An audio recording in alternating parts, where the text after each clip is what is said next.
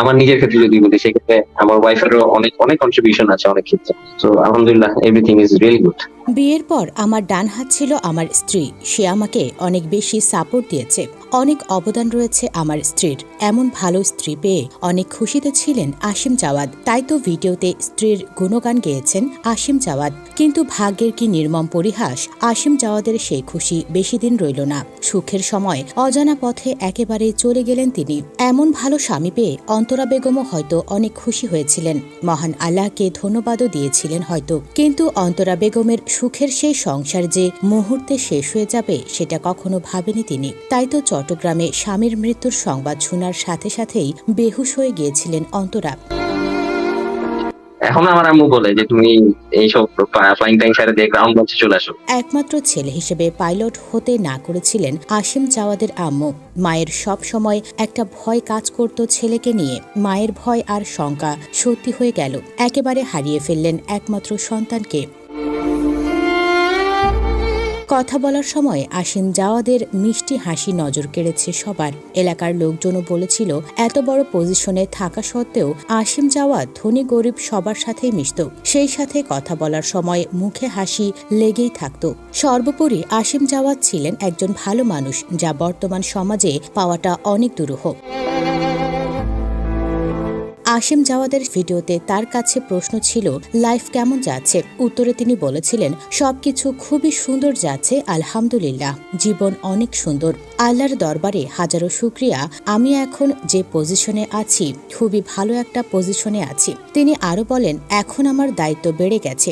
আমার স্ত্রী আছে, আব্বা আম্মা আছে, সবচেয়ে বড় কথা আমি নিজে একজন বাবা। 2 বছরের একটা মেয়ে আছে।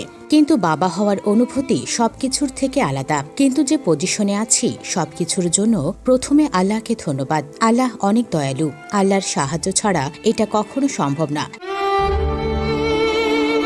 নিহতের বাবা আমানুল্লাহ বলেন, ছোটবেলা থেকেই ছেলেকে ঘিরে আমাদের সংসার সাজিয়েছি। আমার ছেলে অনেক মেধাবী ছিল। স্কুল থেকে ভার্সিটিতে সব সময় ফার্স্ট বয় ছিল। আমি আর ওর মা ওকে অন্য সরকারি প্রতিষ্ঠানে চাকুরি করতে বলেছিলাম, কিন্তু ছেলে তার শখ পূরণের জন্যই বিমান বাহিনীতে যোগদান করল। আমি এবং আমার স্ত্রী সব সময় আসিম জাওয়াদ রিফাতের চাওয়া পাওয়াকে প্রাধান্য দিয়ে এসেছি। আমাদের পরিবারের একমাত্র সন্তান হওয়ায় আত্মীয় স্বজনদের কাছেও সে খুব আদরের ছিল। আমাদের ছেলে তো চলে গেল, আমরা কাকে ঘিরে বেঁচে থাকবো? কে আমাদের নিয়মিত খোঁজ খবর নেবে? আমি আর কোনোদিন বাবা ডাক শুনতে পারবো না। আমিও আর কোনোদিন বাবা বলে ডাকতে পারবো না। আমার ছেলে একা মারা যায় নাই, আমাদের পরিবারটাকে মেরে গেছে। এ সময় তিনি কান্না বিজড়িত কণ্ঠে জানাজায় উপস্থিত সকলের কাছে ছেলের আত্মার মাগফিরাতের জন্য দোয়া কামনা করেন এবং ছেলের রেখে যাওয়া স্ত্রী, মেয়ে ও শিশু ছেলের জন্য সকলের কাছে দোয়া চান তিনি। জানা যায় 1992 সালের 20 মার্চ মানিকগঞ্জের সাটুরিয়ার গোপালপুর গ্রামে জন্মগ্রহণ করেন আসিম জাওয়াদ। মৃত্যুকালে তার বয়স হয়েছিল 32 বছর। তার বাবা মোহাম্মদ আমানুল্লাহ, মা নীলুফা আক্তার খানম 2007 সালে সাভার ক্যান্টনমেন্ট পাবলিক স্কুল থেকে এসএসসি, 2009 সালে সাভার ক্যান্টনমেন্ট পাবলিক কলেজ থেকে এইচএসসি এবং 2012 সালে বাংলাদেশ ইউনিভার্সিটি অফ প্রফেশনালস থেকে বিএসসি পাশ করেন আসিম জাওয়াদ। 2010 সালের 10 জানুয়ারি তিনি বাংলাদেশ বিমান বাহিনীতে যোগ দেন। 2011 সালের 1 ডিসেম্বর ক্যাডেটদের জন্য সর্বোচ্চ সম্মান সোর্ড অফ অনার পেয়ে জিডি শাখায় কমিশন পায়। আইএসপিআর জানায়, কমিশন পাওয়ার পর থেকে বিমান বাহিনীর বিভিন্ন ঘাঁটি ও ইউনিটে গুরুত্বপূর্ণ পদে দায়িত্ব পালন করেছেন আসিম জাওয়াদ। পেশাদারিত্ব, দক্ষতা ও সাফল্যের স্বীকৃতিতে মফিজ ট্রফি, বিমান বাহিনী প্রধান ট্রফি ও বিমান বাহিনী প্রধানের প্রশংসাপত্র পেয়েছেন।